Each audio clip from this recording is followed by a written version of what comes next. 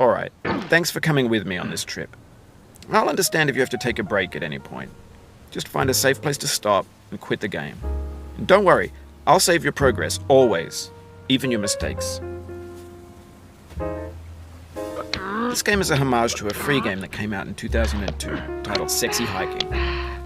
The author of that game was Jazuo, a mysterious Czech designer who was known at the time as the father of B games.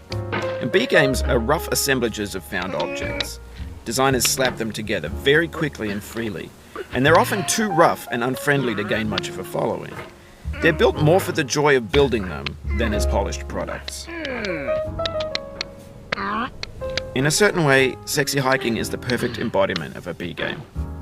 It's built almost entirely out of found and recycled parts, and it's one of the most unusual and unfriendly games of its time.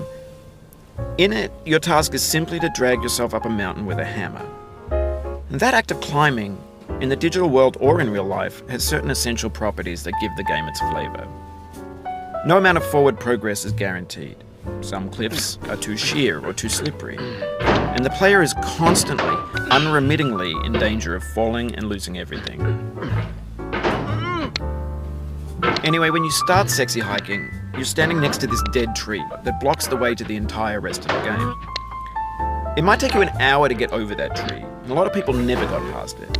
Prod and you poke at it, exploring the limits of your reach and your strength, trying to find a way up and over. And there's a sense of truth in that lack of compromise.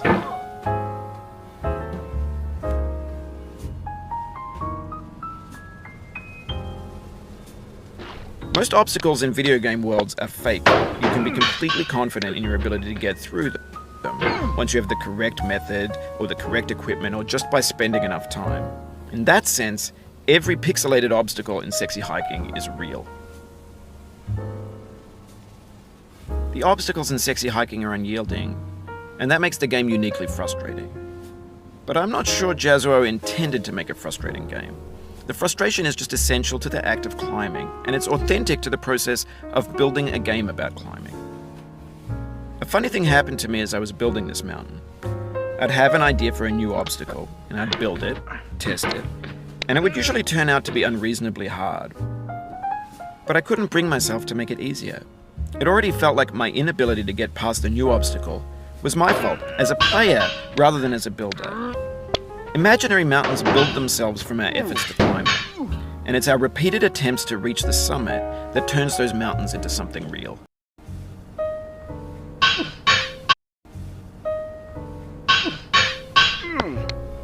When you're building a video game world, you're building with ideas, and that can be like working with quickset cement. You mold your ideas into a certain shape that can be played with, and in the process of playing with them, they begin to harden and set until they're immutable, like rock. And at that point, you can't change the world, not without breaking it into pieces and starting fresh with new ideas. For years now, people have been predicting that games would soon be made out of prefabricated objects, bought in a store and assembled into a world.